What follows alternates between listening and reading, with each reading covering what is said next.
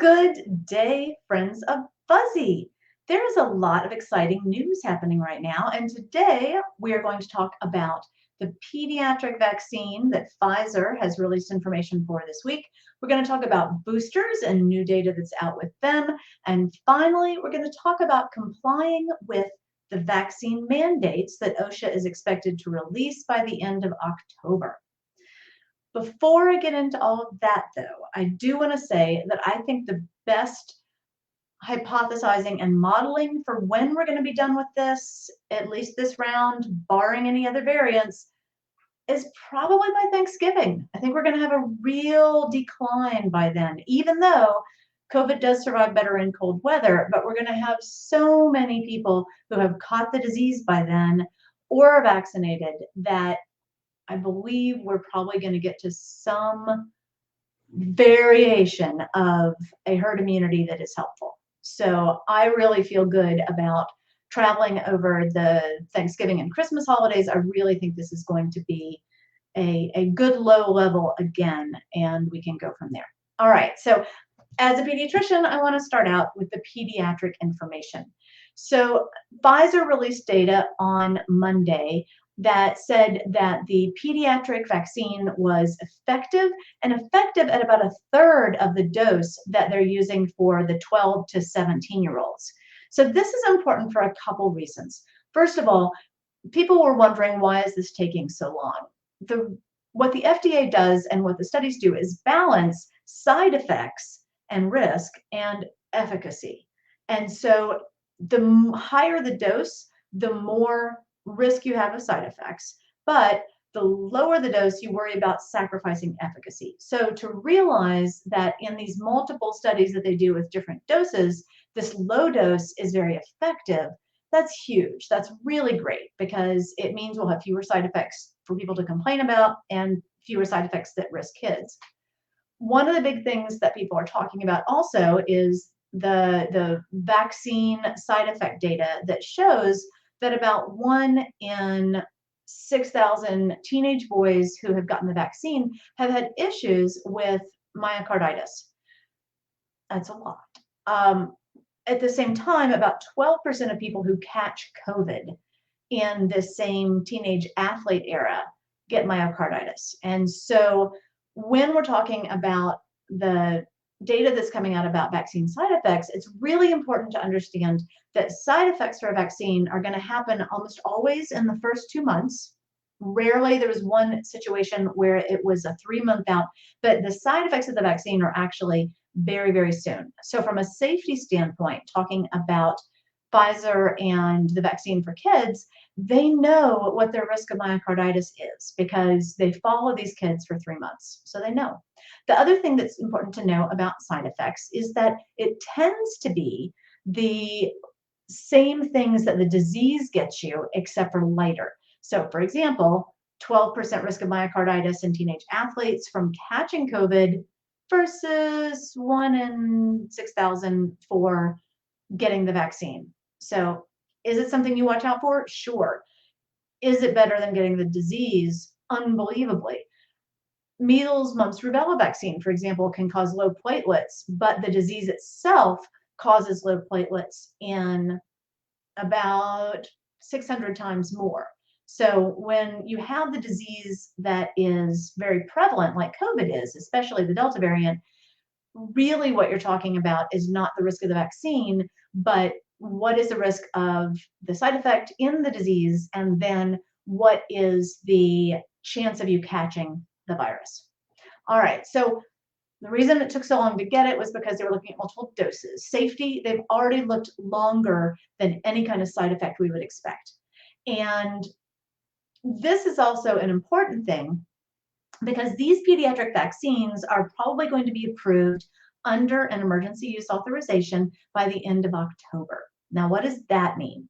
So it means that kids are going to be needing their vaccines at the same time as their parents. Let me tell you a story. So we had a child who was about 6 years old who would fight and freak out and get absolutely apoplectic when he had to get an IV stick. And everything that we tried did not work. Buzzy didn't work, and distraction didn't work, and virtual reality didn't work. None of these things worked. You know what finally worked? We had him go in the room when a 4-year-old who was really good with needles was getting his blood drawn. And so this 8-year-old saw that here's this 4-year-old who is kicking it and not freaking out, maybe not kicking it. That kid did such a good job that it made the 8-year-old go, okay, modeling. I can do this. He's only 4. I can do this too. So I think that we're going to see something really important that happens when children are getting their vaccination at the same time that the parents are. Now, one thing that is a reason why I'm hopeful for younger kids getting vaccinated is because the effect of this pandemic on the workforce and on women has been unspeakable. Even this week, one of my employees, because we're an all-woman small business, one of my employees has to not come into the office because she got the notification from school that her kid was exposed. We don't have enough testing to do immediate, rapid, yeah, you're fine, go back to school. We're doing closing down schools. Who stays home with the kid? The women. So from a workforce standpoint, I think there's going to be a lot of moms who are more willing to make sure their kids get vaccinated, even if they or their husbands haven't been vaccinated yet. And hopefully, when they see their kid getting vaccinated, they'll be like, you know, I should do this too. So we'll talk about that a little bit more when we talk about the corporate mandates and the plans that we have and the support materials we've made. But I do want to say that this will get a real life test sooner because we have gotten our Class 2 device registration certificate for Canada. And Canada is going to be rolling out in the Alberta provinces our Buzzy and our distraction interventions for both their pediatric vaccination clinics and likely their adult vaccination clinics as well. So this is going to be really great to see if the modeling of kids getting their vaccination will help spur the parents to say, oh, I can do it too. All right, now let's talk a little bit about the booster kerfuffle and all of this variation and stuff that's going on. I saw something today where someone was saying, oh, just tell us what to do. The issue is that science is evolving. I mean, this was the whole problem with ivermectin. It's going to be the problem with our betadine and nasal irrigation data. Apart from being able to say that ivermectin alone does not help, there's a lot of stuff we can't say yet. Boosters are the same way. There are some things we do know, but there's some things that we're just not going to be able to say yet. It's too new. So this week, information came out that proved unequivocally the winner, which I happened to get, was Moderna. Moderna for the win, for keeping people out of hospitals and for a protection that has continued to be strong even through COVID. Pfizer came in second. Pfizer's efficacy going down to about 61%. Now, there's probably 2 reasons for this. Again, dosing. Moderna used a heavier dose. Pfizer used a lighter dose. So even though the actual shape of their vaccines were different, it's still mRNA technology, still similar. Probably the heavier dose was what was needed. Second thing is that Pfizer dosed it 3 weeks out. Marty Makary was really early in saying, look, let's just spread out the duration of these vaccines because the longer we're out, the more chance we'll get a bigger kick from the memory jolt that is a booster shot. They were already doing this in the UK, so we had some data that delaying the second dose was certainly not harmful and maybe helpful. Indeed, I think that's probably what this hospitalization data shows, that because the Moderna booster was 4 weeks and the Pfizer booster was 3 weeks, later is better. Now, whether the Pfizer booster dose is going to be later for kids or not, that remains to be seen. But I wouldn't be surprised if it's a 4 to 6 week booster dose or even longer, given what we're seeing with the prolonged efficacy after the shots. Now, interesting win here. Johnson & Johnson, adenoviral vaccine, different vector. Johnson & Johnson published yesterday that getting a second booster dose, even as late as 6 months out, brought the efficacy up to 95%. So I got a question this week, a teacher who got a Johnson & Johnson, should she get a Moderna or a Pfizer on top of it? At the time, I said probably mix and match vaccines have been tested in the UK, go ahead and do that. I actually think now, based on the new Johnson & Johnson data, if you got one J&J vaccine, stick with it and get the second, because we know that that gives 95% support. All right, now talking about boosters and what works, let's talk about the fact that any vaccination at all is better than no vaccination. So we still have overwhelmingly the people who are in the hospitals are the unvaccinated. The people who are dying are the unvaccinated. So this is one of the reasons why I and 75% of business owners support vaccination, because with a vaccine mandate, our workforce will come to work. Now, all of our staff is vaccinated, obviously, but the reason for vaccination mandates is throughout our history, when there is a public health crisis, even George Washington was empowered to mandate a smallpox vaccine for people. We know all of the side effects we need to know about these vaccines. We also know that not having a vaccinated workforce is killing our small businesses, restaurants, childcare, anybody who needs packaging, manufacturing, shipping. All of these critical industries for our infrastructure are hurting because people aren't vaccinated. They're getting sick, and this is costing an enormous amount in healthcare. So the vaccine mandates make sense for business in America. They make sense for safety. They make sense for longevity. How many articles have you seen about mom and dad both dying? So particularly because what we're seeing in the children's hospitals is that the ones who are hospitalized are the ones who are severely obese. And we're a big country. So mandating vaccines to keep everybody safe and to make it so that we spread less, so that the moms in particularly aren't disproportionately affected by having to stay home when their kids get sick, because it's 90% of the time the mom stays home, it's not the dad. So all of those things to be said, I think mandates are great. Now, the issue with mandates is that, just as I testified in February, we still have 28% of the population who have issues with needles. One new thing that I learned this week is that the fainting and vasovagal, lightheadedness, nausea symptoms that can come about with injections are a bigger deal for a lot of people in the adult population than they are with kids. So many adults, 23%, what worries them about getting vaccinated is how they feel afterwards, not the soreness, but those immediate feelings of nausea, lightheadedness, etc. I think by now you've been listening enough to know that Buzzy does block this vasovagal response.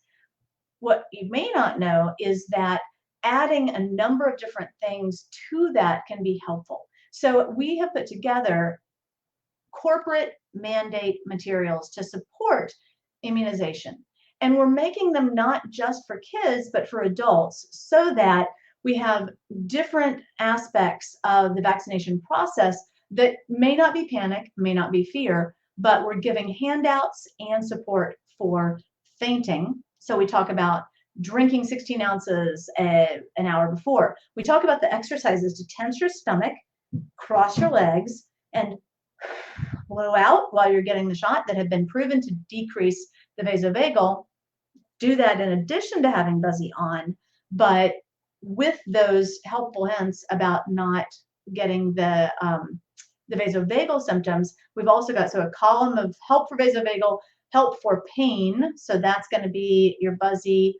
You're going to have help for soreness afterwards. That's going to be putting the skin to sleep for 2 to 3 minutes to help decrease that soreness. So putting all of these things together for adults and kids so that they can just follow the instructions on their own. And we're really hopeful that that's going to be important. I think that the new research that's being done is showing that the vasovagal or light syncope thing, that's more common than was previously expected with injections. We know how common it is for adults who are donating blood, but the injection part's a big deal. So one of the things that is what I tell people about this lightheadedness thing, it doesn't necessarily cause fear. And we think that the reason it happens is because if you've ever seen the Black Knight and Monty Python, your arm's off. No, it's not. How about you? Well, if you've ever seen that scene, this knight in the Middle Ages is getting his limbs hacked off, but he keeps going. Blood spurting everywhere. If you get struck by something sharp and you start bleeding, then if you are continuing to stay up and try to fight, you're going to bleed out and die, and you're not going to go procreate. So the response to faint is actually a warrior response that keeps you alive to fight another day. So this response is genetically present in actually an unknown number of cases. We do know that if you get lightheaded, 70% of those people have a relative who also would get lightheaded with injections or needle procedures. But what we're finding is it can be up to about 30% of people who have a medical procedure, depending on the procedure, that can have this lightheaded, blood-lowering experience. Buzzy works to block this by using a very high frequency that counteracts the vasovagal nerve. It stimulates it. But you can also do the tensing. You can also make sure that your tank is full so that you keep blood in your brain where it needs to be. All of these things we've got on handouts and on posters to help corporations give this to their unvaccinated employees, so that if the issues are not tribal, philosophical, or just lack of information, then if they've also got this edge of, and I don't like shots, and I feel lightheaded, and they suck, then we can give them some tools to help make that part better, so that we can layer enough things on to tip them over so they can get their vaccines. Hopefully, their children getting vaccinated at the same time, or them wanting to protect their children, may also figure into improving vaccination rates so that we can keep everybody healthy. All right.